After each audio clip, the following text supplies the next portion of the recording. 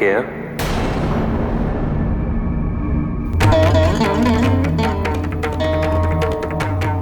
कहीं जा रहे हो पुत्र?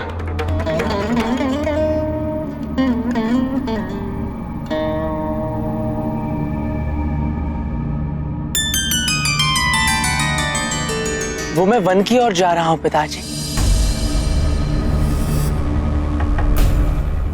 वन की ओर क्यों पुत्र? सत्य की खोज में पिताजी, अपने सत्य की खोज में। सत्य को जानने के लिए वन में जाना अनिवार्य नहीं है।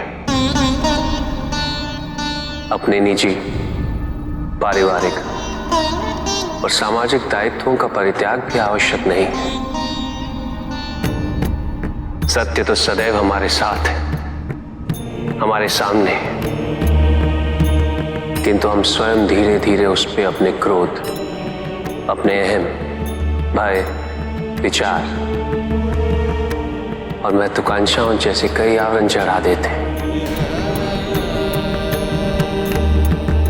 सत्य हमसे नहीं, हम स्वयं सत्य से दूर हो जाते हैं।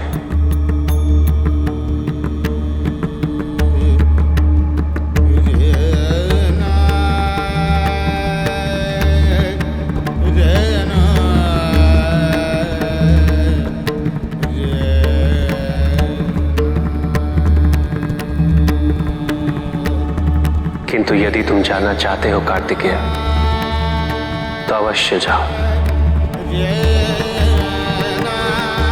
ये जीवन तुम्हारा है पुत्र,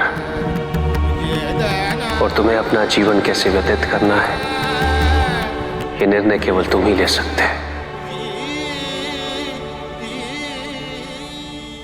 किंतु जाने से पहले अपनी माता से नहीं मिलोगे।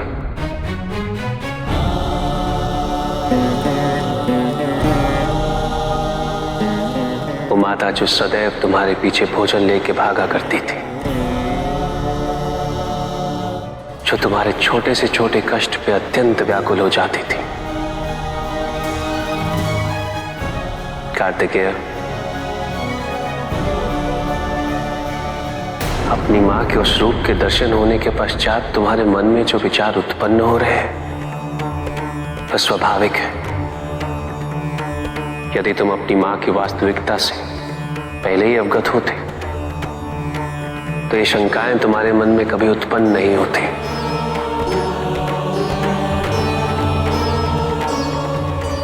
किंतु अब समय आ गया है पुत्र, तुम अपनी माता की वास्तविकता जाने बिना सत्य तक नहीं पहुंच सकते। इसीलिए आज मैं तुम्हें उनके विभिन्न रूपों से परिचित कराता हूं। इसी में निहित है समस्त सृष्टि का ज्ञान।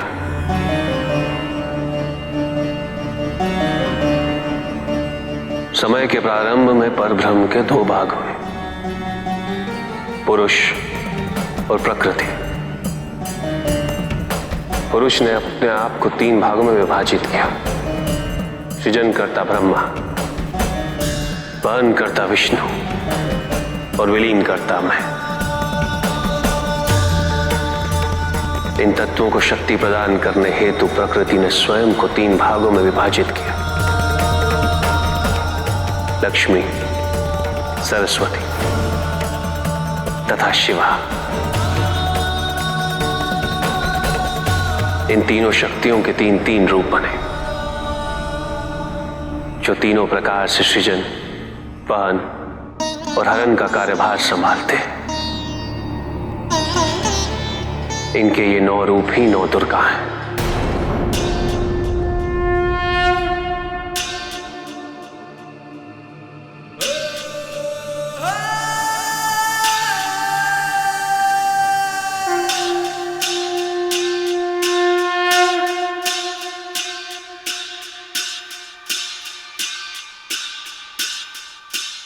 इनका सबसे पहला रूप है शैलपुत्री।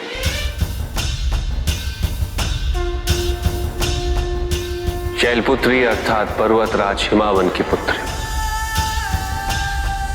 इनका वाहन वृषभ है और इसी कारणवश इन्हें वृषारुधा के नाम से भी जाना जाता है।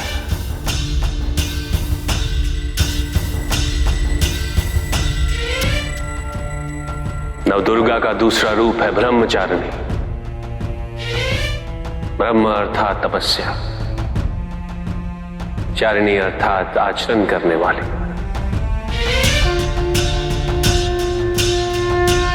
ये रूप उस ज्ञान व आचरण का प्रतीक है जिसके माध्यम से इन्होंने मुझे अपने पति के रूप में प्राप्त किया।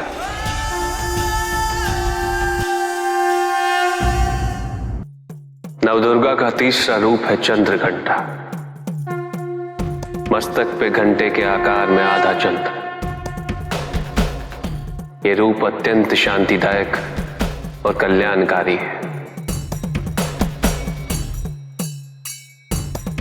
विभिन्न प्रकार के अस्त्र और शस्त्र इनकी 8 भुजाओं में सुसज्जित है। इनका तीसरा नेत्र सदैव खुला रहता है।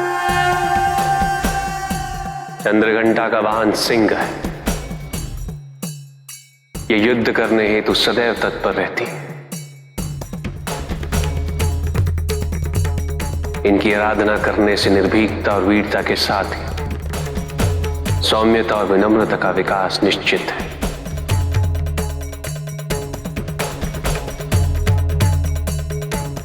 ये जो मृत्यु देती है वो सुख कारक और निर्भय अवस्था में होती है।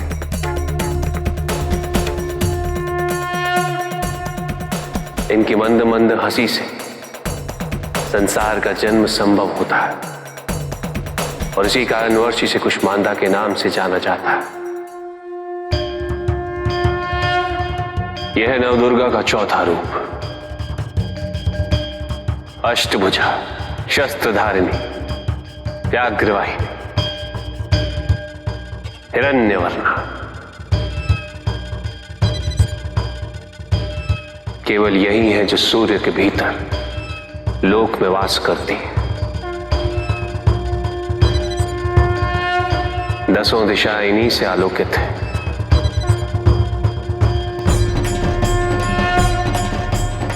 जिनकी कृपा से मूर्ता भी ज्ञान सागर में परिवर्तित हो जाती है वो है स्कंद माता, अर्थात तुम्हारी माता। नवदुर्गा का 5वां रूप, सिंह वाहिनी।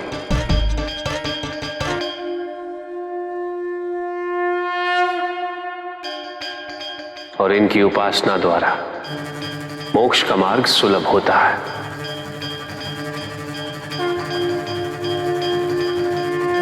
जिस रूप में इन्होंने महिषासुर का वध किया वो कात्यायनी कहलाता है।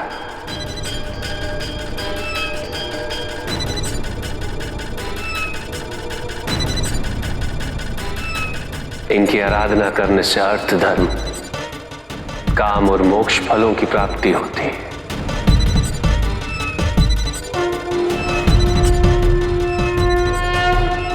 श्याम रंग, खुले केश, एक हाथ में लोहे का कांटा और एक में खड़ग,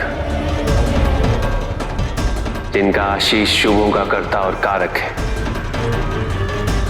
ये रूप कालरात्रि रूप कहलाता है।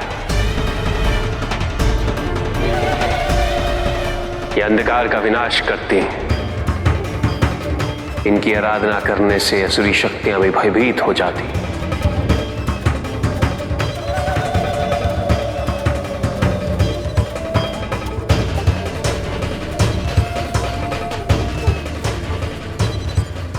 श्वेत वर्ण, श्वेत वस्त्रों से सुसज्जित, चतुर्भुज, त्रिशूलधारी, तालवाद्य धारण करने वाली ये इस रूप में अपने उपासकों को अभयदान देती।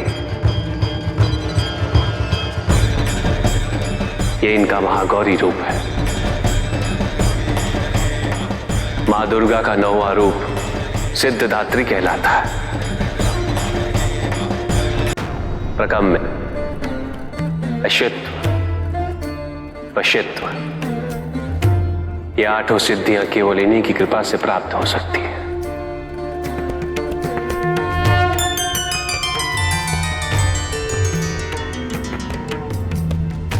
मेरा अर्धनारीश्वर रूप इनके सिद्धदात्री रूप की ही देन है।